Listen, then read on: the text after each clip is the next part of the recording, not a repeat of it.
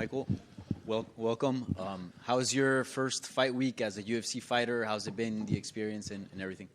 Yeah, there's a, you know, it's been amazing, man. Just getting to know the team. Team over here is just so organized, so on point, so welcoming, so hospitable, so helpful. It's good. It really does feel like I've just been signed to a new football team and just getting all the facilities. Everything is just done at top tier level, so professional. So yeah, I'm excited, man. I'm happy to be here.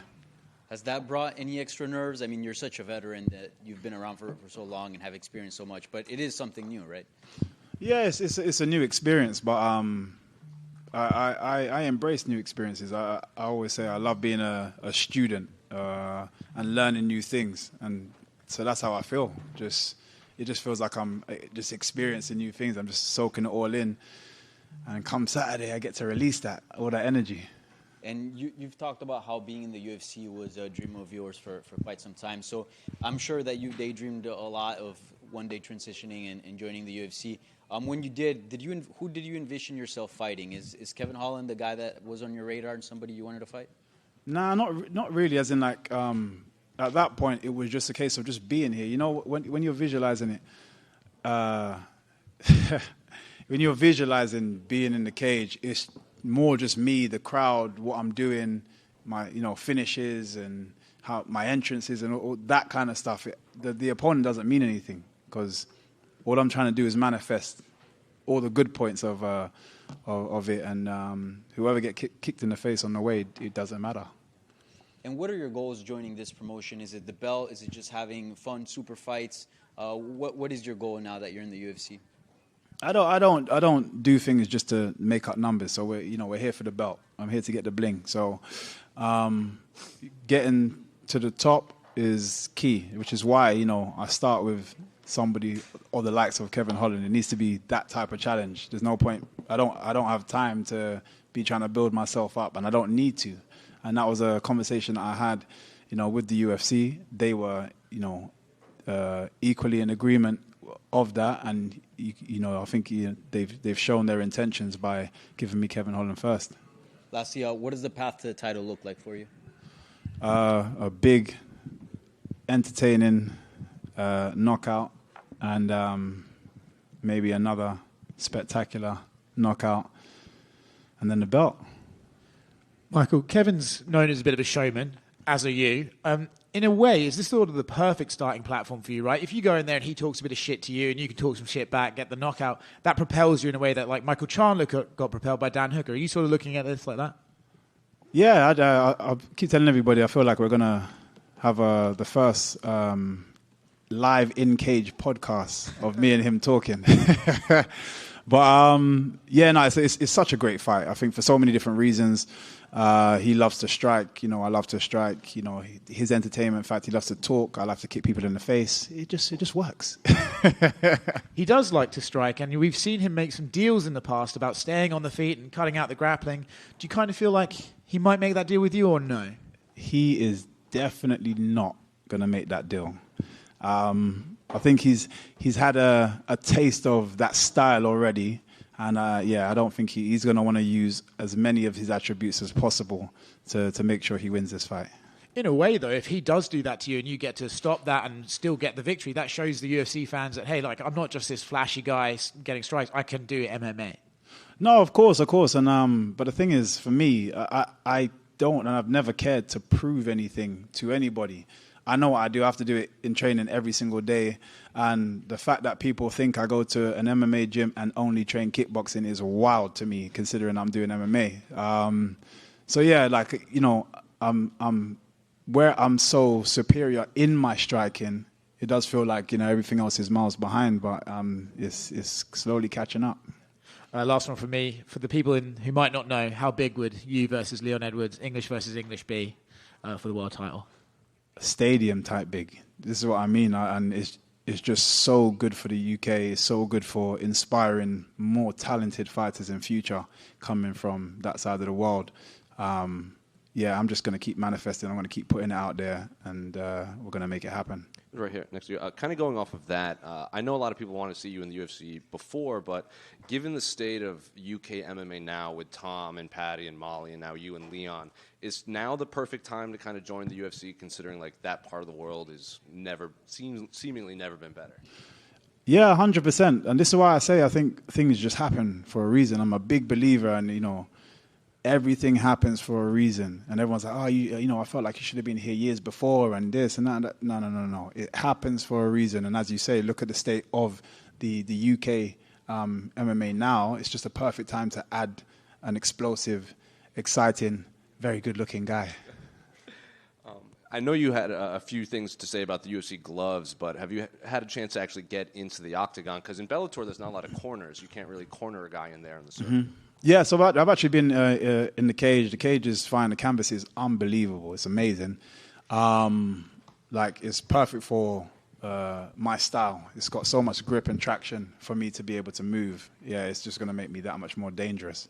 Do you think the Bellator cage limited you in that, in terms of grip and the lack of corners and the circling and everything? You know what it is? For me, it was slightly inconsistent, because there'll be certain times that they spray it to clean it, and it would leave a slight film on top. And for someone of my style, having any kind of slippery surface is just difficult, But this one, you can tell just the quality and how consistent it's going to be, regardless of they can put whatever on, and it's got grip. So, yeah, I'm definitely looking forward to performing in this cage.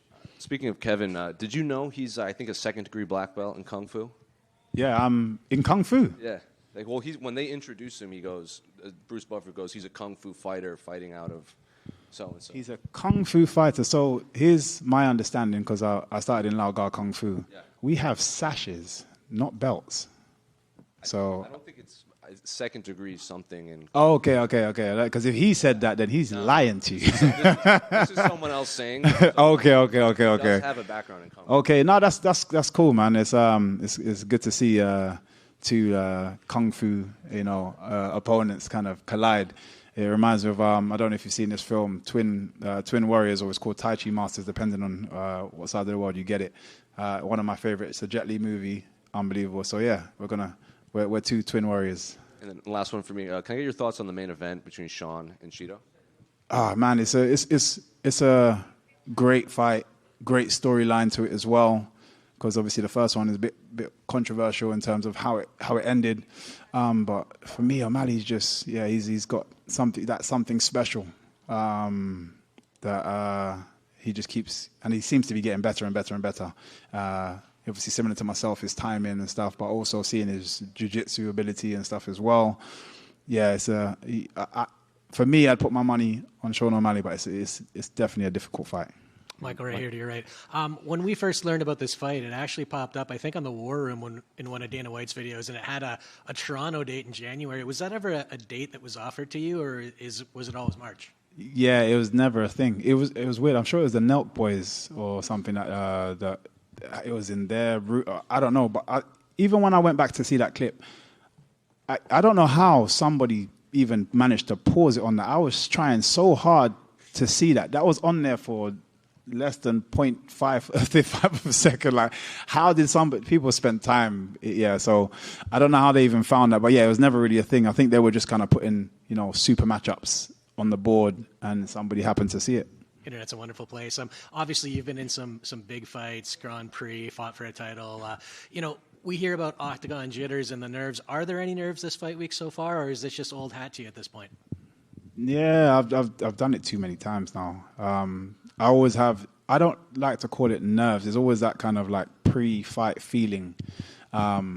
My pre-fight, and this happens in the gym as well. Like my coach, it happens every single time. My coach is like, "Okay, guys, glove up or pad up." I have to run to the toilet. I don't know what it is, but it's like it's just my body screaming at me like, "Yeah, we're about to go to war," And again, I don't like to call it nervous. I call it excitement. So yeah, I got some excitement, and that usually helps me.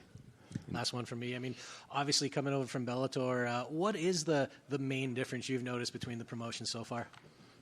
Organization, structure, people on the floor, just professionalism. It definitely feels like I've stepped up a league, and we're not talking in terms of opponent here or caliber of fighter, because for me, mixed martial arts is a sport, and I've fought so many guys in the UFC and so many guys outside the UFC, and the standard is the same. It depends on the practitioner. It's more about what's happening out there. The guys are so on it, so helpful. Seriously, that's for me is the key thing. Even just having to make weight and these guys sorting out your foods and your nutrition, and it's just so helpful. And I'm so used to having to organize all that kind of stuff myself. Not having to think about that kind of thing, it really does play a massive part in your experience coming into a fight. Michael, right here. I think one of the unique things about you, covering you through your Bellator years, was you were always you would always mention how one day you would go to the UFC. Like, you didn't hide that. You didn't give politically correct answers. I guess, why did you manifest that so early on? And I guess, why did you see yourself, no matter what happened, ending up here? It was, I guess, for me, it's because it was my intention at the start. So it wasn't something that I've ever lost sight of. I was a typical fan before, so I only knew UFC. You know, I was probably the guy that would probably ask you the question, "Do you do UFC?" You know, at the time. So going into mixed martial arts was me wanting to go to UFC, to the point where I was considering moving to America, because at the time I was like, well, the only way I'd be able to be good or even learn mixed martial arts is that I'd have to move to the States. You know, this is just me being clueless, that not knowing that there's mixed martial arts everywhere.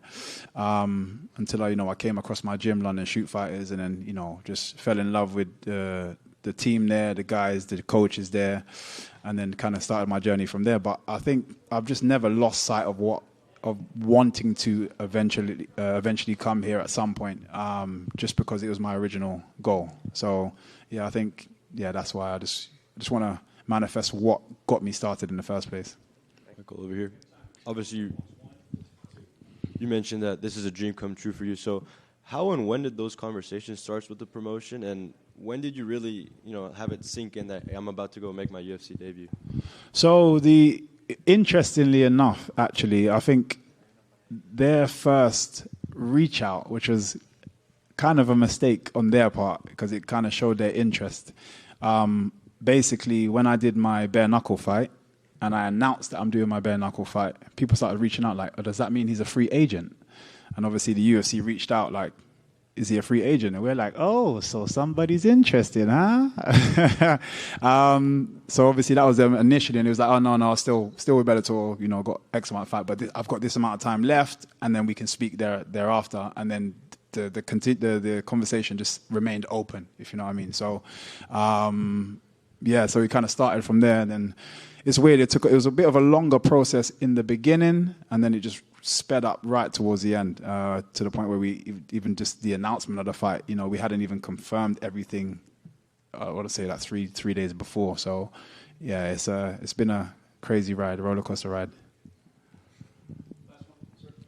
Hi, Michael. Greetings for Ecuador.